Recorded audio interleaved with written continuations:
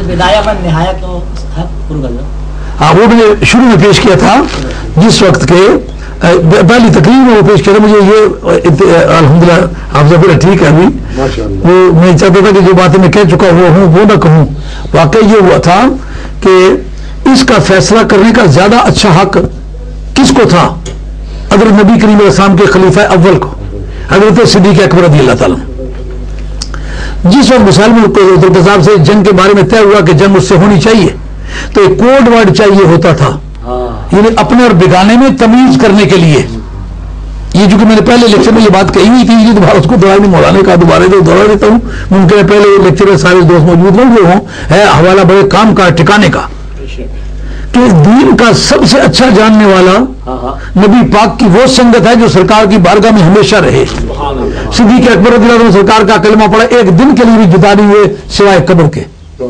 और जब मौत कबूल की तो कब्र से हशर तक साथ है, बचपने से जवानी तक साथ, बुढ़ानी जवानी से अधेड़ उम्र तक साथ, अधेड़ उम्र से खात्मे तक साथ, और कब्र में साथ, हशर में साथ, जन्नत में साथ। उन्होंने कहा अपने बिगाने में तमीज करें, कोड वर्ड चाहिए।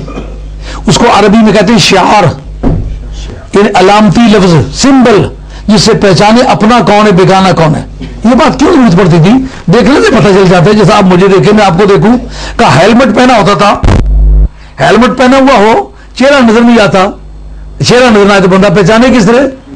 इसलिए उस वक्त लफ्ज ऐसा बोले जो आपस में तय किया हुआ हो कि कौन सा लफ्ज बोले तो अपना है, नहीं तो डज फारिग।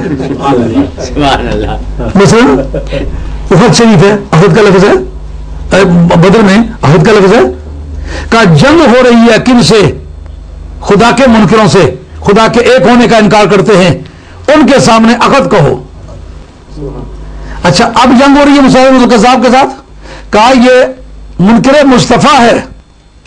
पहला नारा खुदाई इसलिए लगा कि मुनकरे खुदा से जंग थी, अब ये नारा मुस्तफाई इसलिए लगेगा कि जंग मुनकरे मुस्तफा के साथ है। जिस तरह के मुनकर के साथ जंग हो, नारा उसी तरह का होना चाहिए। ये क्या नारा होना चाहिए? अब जनाब 13,000 आर्मी है कुल स्ट्रेंथ जो जा रही है, और कौन से वो सहाबा हैं जो सरकार की मजलिस शूरा के मेंबर, पूरी कैबिनेट जा रही है, उस मजलिस के अंदर मजलिस शूरा में जो नहीं भी गए वो भी मौजूद है, जिनका फैसला पूरी उम्मत के फैसले के बराबर था, जिन्होंने हज़रत सिद्दीक़ अकबर को खलीफा कहा, पूरी उम्मत को मानना पड़ा ये खलीफा है। फारूक आजम को खलीफा माना, पूरी उम्मत को मानना पड़ा ये खलीफा है। जिन्होंने हज़रत उस्मान गनी को खलीफा माना, पूरी उम्मत को मानना पड़ा ये खलीफा है।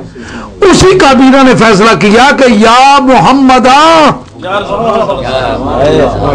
अपने और बेगाने में तमीज करने के लिए सिंबल, निशानी, शिआर के तौर पर क्या लफ्ज इस्तेमाल करना पड़ेगा? या मुहम्मदा करना पड़ेगा। कब जाकर का यमामा में आप गए होंगे, आपको भी पता होगा।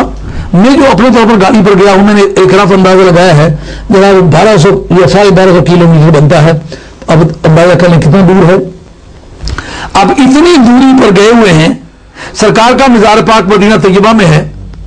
अब उनका यह कहना या मुहम्मदा अलबदाया व निहाया के अंदर काना शिआरुहुम यौमइज़िन या मुहम्मदाओ, उस तारीख उनकी अलामत क्या थी?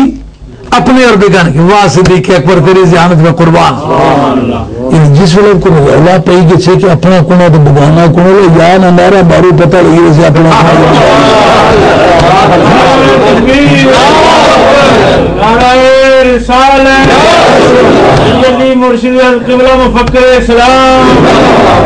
ये बात अच्छी तरह समझ आई है ना? कहते ये तो सिंबल के तौर पर था, हाजिर नाजिर के लिए तो काफी नहीं। बताता हूँ हाजिर नाजिर के लिए भी काफी है, और सिंबल पर भी गुफ्तगू करता हूँ। ये उस दिन गुफ्तगू नहीं की थी जब ये बात मैंने पहली मतलब रेफरेंस के तौर पर कोट किया था, तो सिंबल के मफ़हूम पर गुफ्तगू नहीं की थी। आज इस तरह भी सुनो, सिंबल के बारे में मौलाना आपसे इस्तिफ्ता करता हूँ, क्या कोई हराम कलिमा मुसलमान की पहचान के लिए मुकर्रर करना दुरुस्त है? खासकर उस वक्त जब सफ़े कारजार में हो कि वो लफ्ज कहता जाए, तलवार लगे, गर्दन बोझा पड़े, खात्मा उसका उस कलमे पर हो जाए। इन्नमल आमालु बिल ख़वातीम, अमर का दारो मदार खात्मे पर है। हराम कलमा कह के मौत आ जाए तो ये मौत मरदूद मौत होगी, अच्छी मौत होगी। अब सिद्दीक़ अकबर की तरफ से दिया गया हुआ कलमा है, सिंबल ही के तौर पर हो। हराम कलमा सिंबल के तौर पर होता है। आज हम भी तुम्हें कहते हैं या रसूलुल्लाह, सिंबल के तौर पर, निशानी के तौर पर कहो। सुन्नी है तो या रसूलुल्लाह कहता है, और बेईमान है तो नहीं कहता। جو صدیق اکبر نے کہا ایماندار کی نشانی کیا، میں بھی کہہ دیتا چلو نشانی کے طور پر وہی طریقہ کار صدیق اکبر والا اپنا لو، ایماندار کی نشانی مقرر کر لو، یا رسول اللہ کہتا ہے بے ایمان کی نشانی مقرر کرو، یا رسول اللہ نہیں کہتا۔ اب یہ میرا فیصلہ نہیں، صدیق اکبر کا فیصلہ ہے۔ بات سمجھ میں آنی چاہیے مولانا۔ اسی جگہ البدایہ والنہایہ کے اندر ایک حوالہ جو یہ بتائے گا کہ حاضر ناظر کے معنی میں ہے، کیا کیوں کہ یہ تو پہچان کے لیے، میں نے بھی ہیلمٹ پہنا ہوا، آپ نے بھی پہنا ہوا، پہچان ہی نہیں ہے، اس لیے سامنے آئے تو بولو یا محمدہ۔ لیکن حضرت خالد بن ولید جو ہیں وہ تو کمانڈر ہیں، کمانڈر ان چیف ہیں، ان کے ہاتھ میں تو جھنڈا ہے، تو اسلامی جھنڈا دیکھ کے نہیں پتہ چلتا یہ کون ہے، اس کو کہنے کی کیا ضرورت ہے یا محمدہ۔ ہاں البدایہ والنہایہ نے کہا جب گمسان کا رنگ پڑا، میدان کے اندر گردنیں رقص کرنے لگی، باڈیاں پھڑکنے لگی، خون کی ندیاں بہنے لگی، اب ایسا میدان کارزار نے پانسا پلٹا کہ خوف ہے اس بات کا کہ مسلمانوں کا خاتمہ ہو جائے۔ اس وقت حضرت خالد بن ولید دوڑ کے پہاڑ پہ چڑھ کے مدینہ طیبہ کی طرف منہ کر کے کہتے ہیں یا محمد۔ اب بتاؤ یہاں کسی کے ساتھ تو آمنے سامنے ہوئے نہیں، مدینہ طیبہ کی طرف منہ ہے، اس وقت پکار رہے یا رسول اللہ، اب جتنی ہماری طاقتیں تھی وہ جواب دے گئی ہے، آپ اپنا وہ اسپیشل کیئر استعمال کریں جو آپ نے کبھی بدر میں استعمال کیا۔ حاضر کے معنی میں استعمال ہوا نہیں ہوا، وجہ پوچھ کے بتلاؤ۔ اماد الدین ابن کثیر تمہارا آدمی ہمارا آدمی نہیں ہے، ابن تیمیہ کا شاگرد ہے، کہنے کو اپنے آپ کو شافعی کہتا ہے۔ بہت سارے ہمارے بزرگوں نے لکھا کہ وہ حنبلی نہیں، جو محمد حسین زابی کی کتاب ہے اس کے اندر دیکھیں، وہ التفسیر والمفسرون، محمد حسین زابی، ڈاکٹر محمد حسین مصری جس نے کہ تمام مفسرین کا سروے کیا ہے، اس کے التفسیر والمفسرون ہے، اس کے اندر اٹھا کے دیکھیں، یہ حنبلی اپنے آپ کو شافعی سمجھتا ہے لیکن عقیدے میں تمام تر پیروی کرتا ہے ابن تیمیہ کی، تو لکھنے والا البدایہ والنہایہ کا وہ ہے۔